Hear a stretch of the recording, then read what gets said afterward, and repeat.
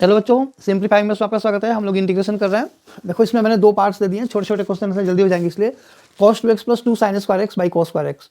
अभी पिछले क्वेश्चन में क्या होता था, एक ही क्वेश्चन में दो डिफरेंट अगर एंगल है तो प्रॉब्लम होती है, ठीक है ना। उसको ट्राई करो एक ही एंगल में सब कुछ आ जाए। जैसे यहाँ पे cos 2x है, बाकी जगहों पे x है, क्या करेंगे, cos 2 थीटा का फॉर्मूला लगाएंगे। कौन सा फॉर्मूला, पिछले क्वेश्चन में cos 2x के साथ cos के टर्म्स थे तो मैंने उसमें लगाया था 2 cos स्क्वायर एक्स माइनस 1। इसमें क्या लगेगा, देखो इसमें साइन के अंदर है तो हम cos 2 थीटा का फॉर्मूला साइन वाला लगाएंगे। तो since cos 2 theta equal to 1 minus 2 sine square theta, ये फॉर्मूला हो गया।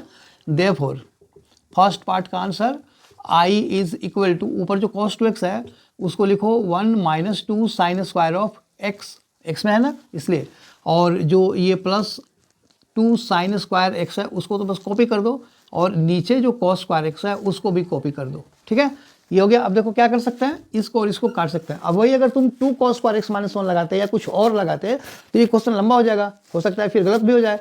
तो इसलिए ना जो फॉर्मूलेज हैं, फॉर्मूला तुम्हें याद होना चाहिए और बिल्कुल कॉन्सेप्ट क्लियर होने चाहिए कि कहाँ पे कौन सा फॉर्मूला लगाना है। इससे तुम्हारा आंसर सही भी निकलेगा और जल्दी भी निकलेगा, ठीक है। तो अब क्या बचा हमारे पास, देखो 1 बाई cos स्क्वायर एक्स यानी sec square x d x, and then answer is tan x plus c I equal to, देखो ये हमारा आंसर हो गया। ये हो गया फर्स्ट पार्ट का। अब चलो सेकंड पार्ट करते हैं। I is equal to sine inverse of cos x dx।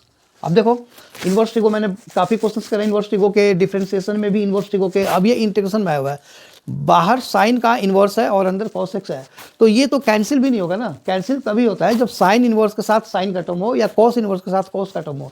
तो दो मतलब तरीके हो सकते हैं, या तो हम इसको cos इनवर्स में चेंज कर दें या फिर हम इसको साइन में चेंज कर दें।